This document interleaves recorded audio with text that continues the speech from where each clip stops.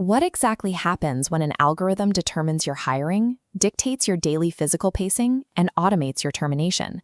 This shift toward algorithmic management introduces a critical policy tension. It alters the power dynamics of the modern workplace and creates a friction point that global labor law is now struggling to address. Welcome to Wandt Horseware, an AI-narrated technology video series unpacking the latest lectures and thoughts from Professor Adam Scott Wandt, coming to you from the John Jay College of Criminal Justice.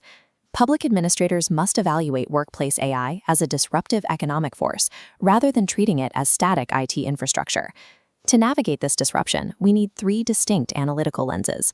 We will examine the micro impacts on individual labor law, the macroeconomic demand theories that govern broad employment, and the emerging regulatory baselines established by the European Union's AI. Approaching AI as merely a technological upgrade ignores its capacity to degrade labor stability and worker dignity.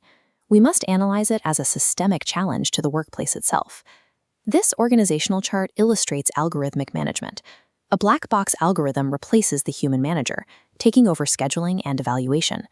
This structure relies on strict downward data flow, measuring real-time output through constant monitoring to ensure workers meet predetermined metrics. Unbroken surveillance strips away worker agency. When every movement is tracked and graded by a machine, the traditional balance of power moves almost entirely into the hands of the employer.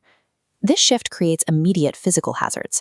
When an algorithm dictates an accelerated pace without regard for human physiology, workers are forced to sustain an unforgiving speed to meet their quotas, increasing the risk of injury. The risks extend to the legal sphere.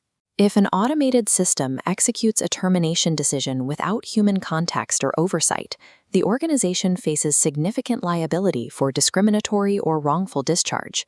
Adapting labor law to these realities begins with the worker's right to an algorithmic explanation. Employees must have the legal right to know which specific data points are being used to judge their performance. These algorithmic parameters must also become part of collective bargaining.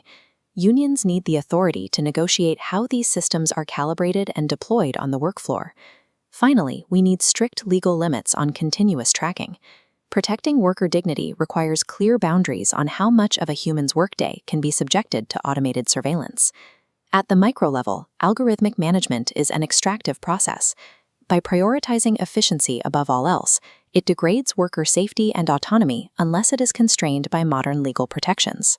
Moving from the individual workplace to the broad economy, economists Daron Acemoglu and Pasquale Restrepo provide a framework for how automation influences overall labor demand. This graph illustrates the displacement effect. This downward force represents machines replacing workers in specific tasks, reducing total labor demand. The reinstatement effect serves as a counterforce, creating entirely new, labor-intensive tasks for humans, pushing labor demand back up. Historically, these two vectors remained in equilibrium. As old roles were automated, the new tasks created by that technology were enough to sustain high levels of employment. Modern AI challenges this historical balance. Because these systems can automate cognitive tasks at an extreme scale, they may displace workers much faster than the economy can create new roles for them. The mathematical reality is that structural unemployment and a declining labor share only occur when the displacement effect moves faster than the reinstatement effect. This means technological progress is not guaranteed to be beneficial for workers. Its impact depends entirely on whether the market can generate enough new tasks to replace what is lost. The balance is further threatened by a specific class of innovation known as so-so technologies. Returning to our graph, so-so technologies replace workers but offer marginal productivity gains. The green reinstatement vector shrinks as the red displacement vector dominates. This economic trap prevents growth, causing a sharp drop in labor demand and stagnant wages. High productivity innovations of the past lowered costs so significantly that they expanded the entire economy. So-so technologies merely swap human costs for machine costs without creating new value. This requires a policy response. Fiscal structures and research funding must be designed to steer AI development toward technologies that complement human labor, rather than simply replacing it. To counter this market failure, the public sector must also invest in retraining programs that artificially accelerate the reinstatement of workers into new industries. Unchecked adoption of these technologies creates a systemic imbalance.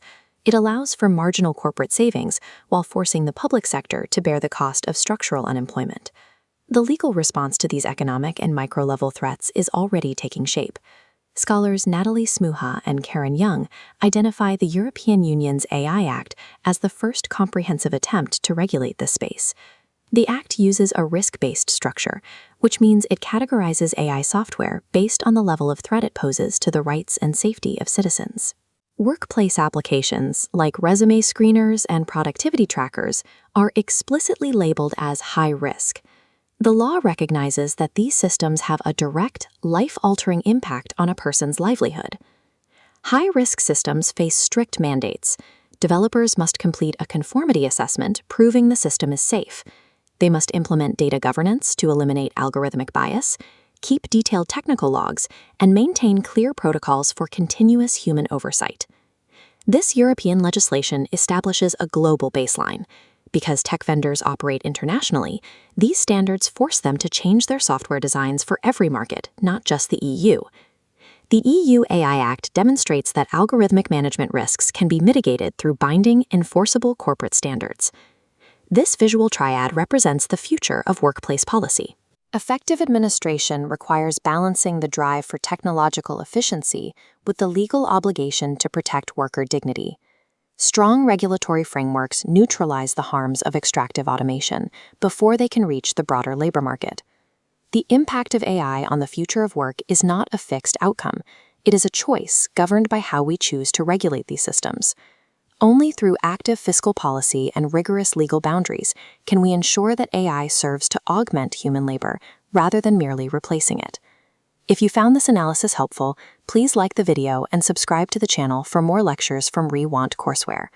Navigating the AI transition is the defining test for modern public administration and the future of labor economics.